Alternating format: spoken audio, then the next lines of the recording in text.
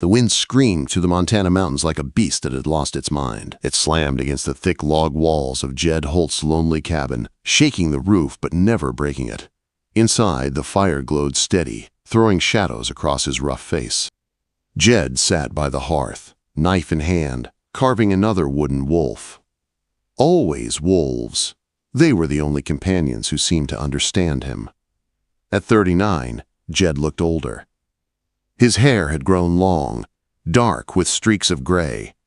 His beard was heavy, untamed. His eyes carried years of silence and loss. 15 winters had passed since Mary, his wife, and their unborn child died on a Kansas prairie. Since then, Jed had buried not just them, but the man he used to be. The cabin was small, no more than 20 feet across, built from pine he had dragged down the mountain himself. A ladder led to the loft, where he slept on straw under thick firs. Below, a rough table, 2 chairs, shelves of dried meat, herbs, and jars of preserves filled the space. Rifles hung above the door, always close at hand. Outside, his horse Thunder shifted in the lean-to stable, the only creature Jed trusted. The storm outside had turned fierce, a white wall swallowing everything. Jed knew such storms, widowmakers, the old-timers called them, blizzards that buried travelers, smothered wagons, and claimed lives without mercy. He added another log to the fire, listening as the wind screamed like a soul in torment. For Jed, storms meant nothing more than waiting. He had food, firewood, and thunder. He had no reason to worry about anyone else. That was the way he lived. Alone, safe, unbothered. But then he heard it. At first, he thought it was the storm playing tricks. A faint cry carried on the wind. He froze, head tilted, every sense sharp. There it was again, weak, almost human. Jed's jaw clenched. His instinct told him to stay inside, let the storm claim whoever was foolish enough to be caught in it. After all, nothing good ever came from caring. Still, his boots were on before he could think better. He pulled his buffalo coat tight and stepped into the storm. Snow slapped his face, blinding and biting. Thunder nickered low, uneasy, as if warning him. Jed ignored it. His feet carried him down toward the stage road, rifle strapped to his back. The trail was half buried, but Jed knew it well. He moved through drifts, each step slow and deliberate. Then he saw it. The stagecoach lay wrecked on its side like a broken toy half covered in snow. One wheel spun weakly in the wind. The horses were dead, their bodies frozen stiff. The driver hung from the seat, head twisted at an impossible angle. Packages and letters were scattered across the ground. Jed's gut tightened. He had seen death before, plenty of it. But something about this scene felt wrong, like the coach had been running from something before the storm took it. Then he heard it again. A sound so faint he thought he imagined it. A whimper. Jed dropped to his knees, shoving snow away with his bare hands. At last, fabric appeared beneath the drift. Dark, fine, not the kind frontier women wore. He dug faster, breath burning in his chest. A gloved hand emerged, small and pale. Then he uncovered her face. A young woman lay curled in the snow, chestnut hair tangled, dress torn and soaked. Her skin was white as marble, lips nearly blue. City clothes, useless against the Montana cold. He pressed 2 fingers to her neck, ready to feel nothing. But there it was, a faint flutter. She was alive. Jed stared down at her, torn in two. He could walk away. He should walk away. This woman was trouble. Trouble meant caring, and caring meant loss. He'd promised himself never again. Yet his arms were already lifting her, her body limp and cold against his chest. She weighed nothing, fragile as a bird, her head rolling against his shoulder. Jed mounted Thunder with effort, holding her in front of him, her frozen body pressed to his for warmth. He kicked the stallion hard, urging him uphill, fighting through snow that reached to the horse's chest. Every step was a battle. The woman's breath came shallow. weaker with each mile. Jed held her tighter, cursing himself under his breath. He didn't want this, didn't need this, but the truth gnawed at him. He couldn't leave her. Hours later, they reached the cabin. Jed carried her inside and laid her by the fire. Her clothes were soaked through, cold enough to kill her. His hands shook as he unfastened the blue dress, layer after layer of city finery. It felt wrong, undressing her, but survival left no room for modesty. He wrapped her in a buffalo robe, stoked the fire high, and hung her clothes to dry. Her face glowed faintly pink now, though her eyes stayed closed. Damp hair spilled across the robe, filling the cabin with the ghost of lavender perfume. Jed sat back, staring at her. His solitude was broken, his carefully built walls already cracked. Hours passed before she stirred. A faint moan, then her eyes opened, green, startlingly alive. She looked around, confused, then found him. Fear flashed across her face. She screamed, clutching the robe to her throat, scrambling backward like a cornered animal. "You're safe," Jed said, raising both hands. His voice came rough from disuse. "Your coach crashed. Everyone else is dead. I found you." Her gaze shot to her drying clothes, horror twisting her face. "What did you?" "You were freezing. I only did what was necessary." Her eyes filled with tears. She whispered names: Mr. Hartley, Mrs. Patton, little James. Jed shook his head. They hadn't survived. Her grief came like a flood, raw and ragged. Jed stood helpless, watching her sob, remembering his own loss, his own graves dug in frozen earth. At least she had someone to witness her sorrow. He'd had no one. When she finally quieted, she wiped her face with trembling hands. "I'm Charlotte Whitmore of Boston." "Who are you, Jed Holt?" Her green eyes lingered on him, wary but calmer now. "How long until we can reach town?" Jed looked at the window. Snow still poured thick and relentless. "Storm's not done. Could be days. Could be a week." Her lips trembled a week. "That's impossible." "This is Montana," Jed said simply. "Storms don't care what's possible." Charlotte pulled the robe tighter. She was trapped here, in the wilderness, with a stranger who had saved her life but warned her with his eyes. This was no place for a city woman. And he was no man to be trusted with a heart. But fate had locked them together in a cabin on Wolverine Peak, and neither knew what the storm would bring next. The storm showed no sign of letting up. Snow pressed heavy against the cabin walls, and the wind howled through the cracks like a chorus of restless spirits. Jed sat at the table, sharpening his knife with slow, deliberate strokes. Across the fire, Charlotte sat stiffly wrapped in his buffalo robe. She clutched it like armor, her green eyes darting to him whenever he moved. "Your clothes will dry by morning," Jed said finally.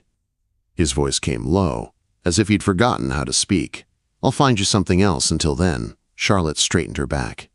"You've done enough. I'll manage." "You won't manage in wet silk." He stood, opened an old trunk, and pulled out a patched flannel shirt and wool trousers. He set them on a chair between them. "They'll be big, but warm." For a long moment, she stared at the clothes, then at him. "Turn your back," she demanded, her chin tilting high. Jed gave a grunt and moved to the door, fastening the latch as the storm rattled it. Behind him, he heard the rustle of fabric, the faint catch of her breath as she struggled into the unfamiliar garments. He thought of Mary then, of the last time he'd watched a woman move around his home. Pain twisted in his chest. He forced it down. When Charlotte spoke again, her voice held a new edge. "Do you live here entirely alone?" 15 years, Jed answered without turning. "No family, no friends, no one. And you prefer it that way?" He faced her then. She looked smaller in his clothes, sleeves rolled, trousers tied with rope at the waist, but her bearing was still proud, her jaw tight with questions. "Better alone than digging graves," he said flatly. The words silenced her, but only for a moment. "You saved me when you didn't have to." That doesn't sound like a man who wants to be alone. Jed's gaze hardened. Don't mistake instinct for kindness. Wolves drag wounded from the snow too, but not always to save them. Charlotte's breath caught. His warning hung in the air, sharp as the crack of a whip. Yet something in her eyes flickered, not only fear but defiance. Later, as he stirred the pot of venison stew, Charlotte moved closer to the fire, studying the carved wolves lined on the mantel. She reached out, fingertips brushing one. "You made these." Jed didn't look up. "Pass the time. They're beautiful, wild but alive." She turned the carving in her hands. "Why wolves? Because they understand." Understand what? That you can be part of a pack, but still walk alone. Silence fell. The only sound was the bubbling pot and the storm's steady roar. Charlotte cradled the carving as though it meant more than wood. Jed watched her from the corner of his eye, unsettled by how natural she looked near his fire. When supper was ready, he set a bowl in front of her. She sniffed at it, wary. "What is it?" "Venison, wild onions, cattail roots." "Eat." Her first bite was cautious, but her eyes widened. "This is good." Jed only shrugged. Survival had taught him more about cooking than any recipe book. He ate in silence, but when she asked for a second helping, something stirred in him he hadn't felt in years. Pride. Afterward, she looked toward the loft. "Where do I sleep?" Jed pointed upward. "Up there. I'll stay here by the fire." "That hardly seems fair. This is your home." "Life's not fair," he said, tone final. Charlotte pressed her lips together, but obeyed. She climbed awkwardly in trousers too big, pausing halfway to glance down at him. Mr. Holt. Jed looked up. "Thank you." "For saving me." He gave a small nod, then turned back to the fire. He listened to her shift on the straw mattress, the sound of another person filling his cabin for the first time in years. It unsettled him, but it also eased something deep and aching. By morning, the storm had eased to a gray stillness. Snow blanketed the world, burying familiar landmarks. Charlotte joined him at the door, bundled in Mary's old coat he had dug from the trunk. She didn't ask whose it had been. She only pulled it tight and stepped outside. The sight stole her breath. Mountains stretched white and endless, trees bent under heavy snow, no sound but the hush of winter. "It's like the world has ended," she whispered. "This is Montana." Jed said, "World keeps going, storm or no." She turned to him, her cheeks flushed pink in the cold. "How does a man choose this? To live where no one else dares?" Quote. Jed's eyes met hers, hard and unreadable. "Same reason a woman runs from Boston to San Francisco. Some things you leave behind, and you don't go back for a moment." Neither spoke. Then Charlotte's voice softened. "What did you leave behind, Mr. Holt?" His jaw tightened. He turned back toward the cabin. "Someone I couldn't save." The words hung heavy between them as they returned inside. Charlotte understood more than he meant her to. And Jed knew then that the storm outside wasn't the only one he had to survive. "Wait, before we move on, what do you think about the story so far? Drop your thoughts in the comments. I'm really curious to know." 3 days passed. The storm would not break. Snow pressed higher against the cabin walls, and each night the air between Jed and Charlotte grew heavier. She moved about the space now with quiet purpose, helping with meals, attempting to carve wood, learning to split kindling. She was no longer the terrified city woman he had dragged from the snow. She was something harder, sharper, and Jed felt it every time her green eyes caught his. One evening, as she struggled with the carving knife, it slipped and nicked her thumb. Blood welled bright against her pale skin. Jed was at her side in an instant, catching her hand. "Hold still." She winced as he cleaned the cut with whiskey, but she did not pull away. Her hand trembled in his, impossibly small. For a heartbeat, too long he held it, the warmth of her skin burning through his calloused palms. Their eyes met, and something passed between them. Dangerous, undeniable. Jed let go abruptly, retreating to the fire. By the next morning, the sky had cleared for the first time. Pale sunlight glittered on the snow. Jed saddled Thunder and showed Charlotte how to walk the trap lines. She learned quickly, though her hands shook when she helped finish the first rabbit. "I know it's necessary," she whispered, "but I don't think I'll ever find it easy." "The moment it's easy is the moment you've lost something human," Jed said. She looked at him with a depth that made him want to look away. "Is that why you live alone? To hold on to what's left of your humanity?" Jed's silence was answer enough. That afternoon, on the trail back to the cabin, Charlotte slipped on ice. Jed caught her before she fell, his arms wrapping around her waist. For a frozen moment, she leaned back against him, her face tilted up, lips parted. His heart pounded like a war drum. He pushed her away roughly, voice hoarse. "Storm's coming back. We need to move." Inside, the air between them crackled. Every touch of her hand against his as they worked, every brush of shoulders in the small space, set fire to the walls he had built for 15 years. That night, Charlotte's sobs drifted down from the loft. Jed stood at the ladder, torn. At last, he climbed up. She sat on the straw mattress, face wet with tears. "Everything's gone," she whispered. "Everyone I knew is dead. And I'm trapped here with a man who saved me but can barely stand to look at me." Jed's chest ached at the rawness in her voice. He sat on the floor near her. "You're not trapped. You're alive, and I can look at you just fine. That's the problem." Her tears slowed. She reached for his hand. Then, "Don't look away." Jed closed his eyes, but her hand was warm in his, and it felt like life itself. The next day, when he finally spoke Mary's name aloud, the story poured from him like water breaking through a dam. The farm in Kansas, the baby that never breathed, the grave dug in frozen ground.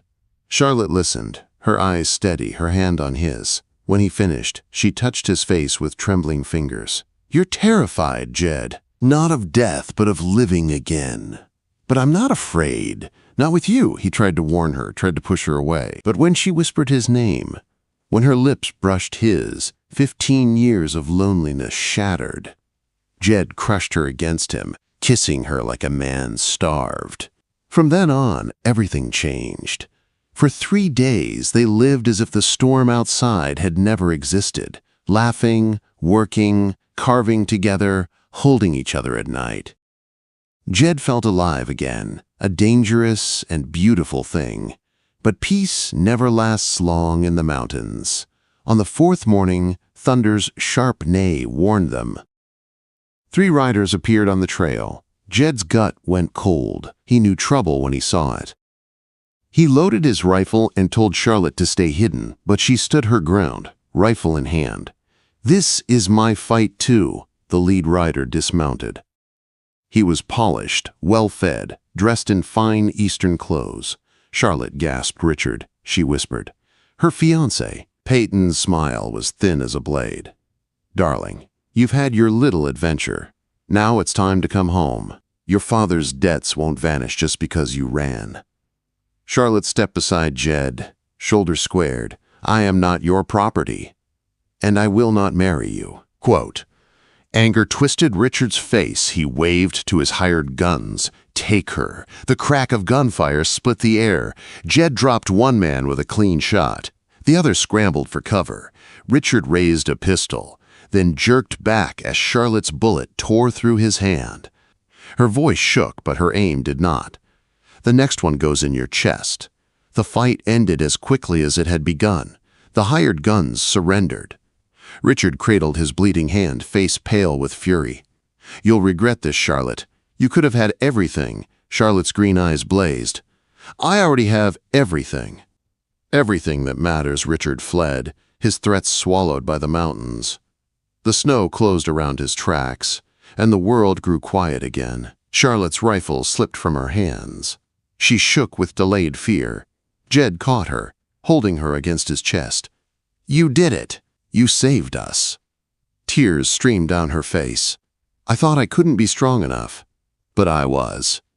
Jed kissed her hair, voice breaking. "You're stronger than anyone I've ever known.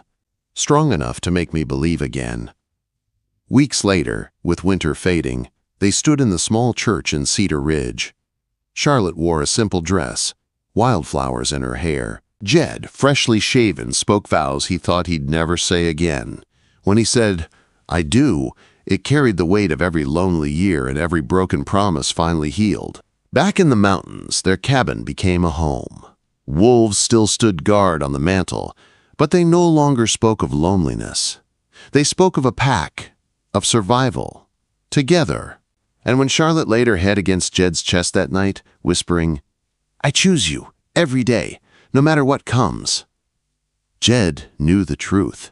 He had warned her once he couldn't control himself around her. No, it wasn't a warning. It was a promise. They had both been lost souls, wandering broken paths.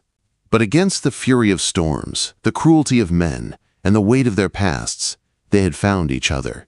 And in the wild heart of Montana, that was enough.